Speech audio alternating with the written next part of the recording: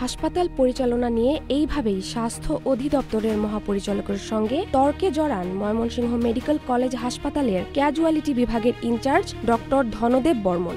এর জেরে তাকে তাৎক্ষণিকভাবে বহিষ্কারের নির্দেশ দেন স্বাস্থ্য মহাপরিচালক অধ্যাপক ডক্টর মোহাম্মদ আবু জাফর।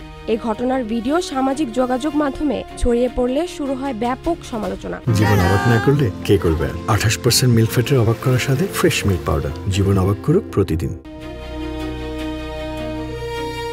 জানা যায়, শনিবার স্বাস্থ্য অধিদপ্তরের মহাপরিচালক হাসপাতাল পরিদর্শনে গিয়ে সেবার মান, জরুরি বিভাগ পরিচালনা, রোগী ব্যবস্থাপনা, স্টাফদের উপস্থিতি নিয়ে প্রশ্ন তোলেন।